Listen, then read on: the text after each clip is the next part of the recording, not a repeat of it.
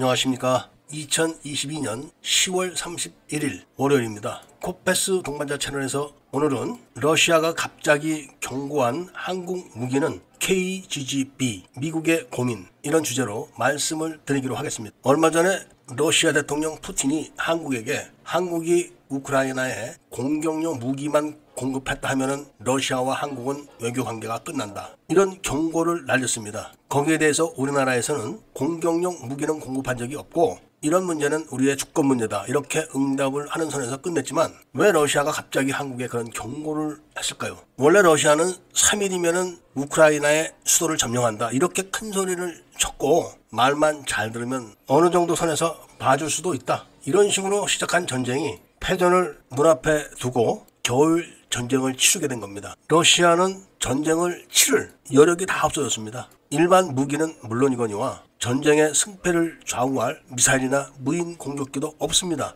그래서 오죽하면은 이란에게 지금 얻어다가 쓰는 상태인데, 이런 이란을 지금 또 미국이 제재를 가하고 내부적인 정치 상황도 좋지 않아서 그것도 여의치가 못합니다. 이런 상황에서 겨울에는 가장 기동성에 문제가 없는 게 항공 전력인데 이미 제공권도 우크라이나가 장악을 하다시피 하고 있습니다. 그런 우크라이나에 얼마 전에 미국이 대방사 유도탄을 공급을 해가지고 러시아군이 큰 피해를 입었습니다. 그래서 공중 공격에 대한 무서움을 러시아는 잘 알고 있는데 미국도 또 고민이 있는 겁니다. 미국의 대방사 유도탄을 러시아 항공기에 인티를 해주긴 해줬는데 많은 어려움이 있었다고 합니다. 원래 항공기의 무장 인티는 쉽지 않습니다. 더더군다나 기종이 다른 러시아 항공기에다가 미국의 무장을 인티하는 거기 때문에 소스 코드를 옮기고 하는 이런 게 쉽지가 않다고 합니다. 그런 상황에서 또 다른 공대지 무장 체계들을 공급을 해가지고 인티를 하려면 많은 돈이 들어가는 겁니다. 그런데다가 그렇게 되면은 미국이 참전을 하는 것으로 러시아가 간주를 할 수도 있습니다. 그러니까 돈은 돈대로 들고 욕은 욕대로 먹는 그런 상황이 되는데, 이런 상황을 해결해 줄 수 있는 무기가 전 세계에 딱 하나가 있습니다. 바로 그 무기체계는 한국이 개발한 KGB-B라는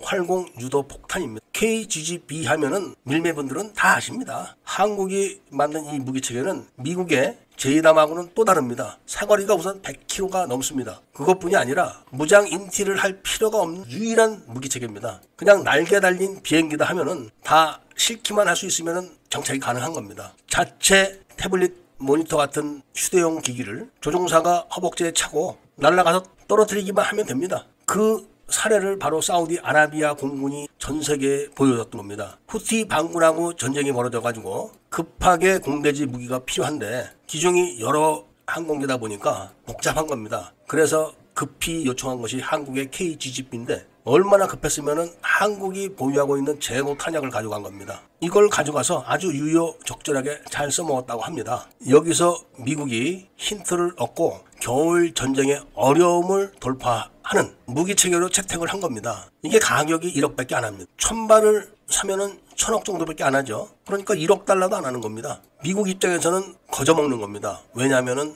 이걸 또 구입을 해서 우크라이나 공군기에다가 인티를 하고 어쩌고 저쩌고 하는 그런 비용이 하나도 안 들어가는 겁니다. 그리고 항공기 개조도 할 필요가 없습니다. 단지 항공기 크기에 따라서 4발들이, 5발들이, 10발들이 이런 무장 장착대만 새로 교체를 하면 되는 겁니다. 500파운드짜리 5발씩 일개편대 4대가 20발을 싣고 떨어뜨리면은 웬만한 단위 부대는 괴멸됩니다. 한 발이 500파운드급입니다. 그러니까 무인 공격기하고는 유력이 다른 겁니다. 그리고 지대지 미사일하고도 또 다른 겁니다. 폭탄은 미국이 얼마든지 공급을 할 수가 있습니다. 멍텅구리 탄이니까 얼마든지 재고가 있죠. 그냥 한국으로부터 키트만 구입을 해서 우크라이나에 공급만 해주면 되는 겁니다. 그렇게 되면 러시아는 이제 마지막 전쟁에서 패하게 되는 겁니다. 러시아도 아무리 군대가 지금 부패했다고 해도 정보기관들은 그래도 어느 정도 기능이 살아있기 때문에 이런 정보를 습득을 해갖고 푸틴이 한국에 경고를 한 겁니다. 한국이 지금 대략 1500발 정도의 재고를 갖고 있는데 그중에서 1000발을 먼저 내주고 1000발을 또 생산해서 재고를 갖추는 거는 그리 어렵지 않습니다. 그렇기 때문에 푸틴이 갑자기 한국에다 대고 알아서 해라, 이렇게 지금 나오고 있는 겁니다. 이 KGB-B도